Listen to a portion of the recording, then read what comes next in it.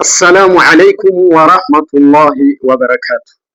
Je, umewahi kujiuliza Waislamu wanaoishi katika maeneo ambayo siku 60 mfululizo jua halizami kabisa, au pia kuna siku 40 ambalo jua halichomozi, yani kunakuwa na giza totoro, wanafunga vipi Ramadhani au wanaswali vipi swala zao tano? Leo tutakwenda kumsikiliza dada yetu aliyeko Murmansk, mji ulioko nchini Urusi, mji mkubwa kabisa wa mwisho, nasema ni mji wa mwisho duniani katika lile eneo la Arctic Circle, akitueleza hali halisi ya huko, lakini pia tutaangazia fatwa rasmi za wanawachuoni wa Kiislamu kuhusiana na jambo hili. Hivi sasa ni saa 4 usiku tukielekea saa 5 na jua ndio kama hilo, nikiripoti kutoka mji wa mwisho kabisa nchini Urusi, yani Urusi ndani Murmansk. Na huu sio wa mwisho tu nchini Urusi, pia ni wa mwisho duniani. Yani huu ndio mji mkubwa zaidi ndani ya Arctic Circle. Kama mnavyoona jua ni kali kabisa, jua bado lipo na tunashinda nalo hivi, na usiku litapungua kidogo ikifika kwenye saa 9, lakini jua halizami kabisa. Sasa leo nataka nikuelezee kuhusu hii hali. Hii hali inaitwa Polar Day, na huku Murmansk wanapata hali ya Polar Day na pia wanapata Polar Night. Polar Day ni kipindi kati ya mwishoni mwa mwezi Mei mpaka mwishoni mwa mwezi Julai, ambapo jua linakuwa halizami kabisa. Wakazi wa huku wanakuwa wanapata jua masaa 24, yaani kuanzia asubuhi mpaka jioni mpaka usiku mpaka asubuhi tena, jua tuko nalo na tunatamba nalo. Litapoa kidogo lakini halitazama ile kabisa kwamba limezama, hamna jua. Kisha kuna kile kipindi cha Polar Night. Polar Night ni kinyume chake. Sasa hii Polar Day huwa ni siku kama 60. Polar Night ni siku kama 40 za kiza kabisa. Uaga ni mwanzoni mwa mwezi Disemba mpaka katikati kidogo ya mwezi Januari. Huwa ni takribani ya siku 40 za kiza ambapo jua halichomozi kabisa, na hii hali inaitwa Polar Night. Sasa wengi mnauliza inakuwaje watu wanaishi na hizi hali?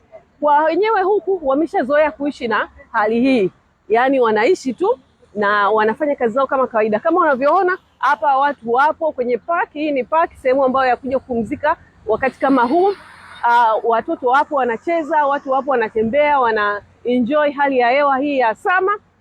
Lakini pia makazini watu wengine bado wanaendelea kufanya kazi. Kwa mfano siku tuliokuja kutoka Moscow kuja kwenye mji huu, tuliingia hapa usiku wa saa 6, saa 5, saa 6 hivi, na tulikuta barabarani watu wanapaka rangi barabarani. Kwa hiyo ni kawaida, lakini kama unataka kulala, kwa wenyeji wanakuambia haina shida, wanalala tu, ni kawaida kwao. Lakini kwa sisi ambao ni wageni, kwa mfano kundi kuja nalo, kuna wengine wanalalamika kwamba hii hali ya jua kuwepo inawasumbua, lakini mimi binafsi hainisumbui kwa sababu mimi hata kwenye maji ninalala. Lakini pia huku wanatumia sana zile blackout curtains, yani zile pazia ambazo ukifunga linakuwa jeusi totoro, ili waweze kupata usingizi wao vizuri kama kawaida. Ndio hivyo hali ya Polar Day tuna experience. Mimi ningependa zaidi ku experience hiyo hali ya Polar Night, nione inavyokuwa giza totoro siku nzima. I wish siku moja nipate nafasi ya kuja kushuhudia hilo. Naam, bila shaka tumestafidi, tumepata faida juu ya yale ambayo dada yetu ametueleza hali halisi ya huko. Sasa linabakia swali, na swali lenyewe ni kwamba je, Waislamu wanaoishi katika maeneo hayo wanatekeleza vipi ibada ya swala tano? Au ukifika mwezi wa Ramadhani wanafunga vipi? Mfano Ramadhani imekuja katika kipindi ambacho ndio hicho cha Polar Day, kipindi cha Polar Day ambapo jua halizami kabisa kwa muda wa siku 60. Ina maana ni miezi miwili hiyo. Wanafunga vipi na kufungua vipi? Tayeb, Mtume sallallahu alayhi wasallam alipoulizwa kuhusiana na zile siku za Masihi Dajjal, moja katika alama kubwa kabisa za Kiyama, aliposema kwamba siku yake moja itakuwa ni sawa na mwaka mzima. Siku moja sawa na mwaka mzima, yani siku 360 ndio siku moja. Alipoulizwa Rasulullah sallallahu alaihi wasallam, je, utekelezaji wa swala kipindi hicho utakuwaje? Akasema uqduru lahu qadran, kadirieni kiasi chake, kadirieni kiasi chake. Kukadiria kiasi chake hapa inamaanisha kwa mujibu wa ulama ni kukadiria kwamba swala vile ilivyofaradhishwa Mtume sallallahu alaihi wasallam alipokwenda Isra wal Mi'raj, kwa siku ni swala 5 ziswaliwe ndani ya masaa 24. Kuna masaa ya mchana na masaa ya usiku. Swala za usiku ni magharibi, al-isha na al-fajr.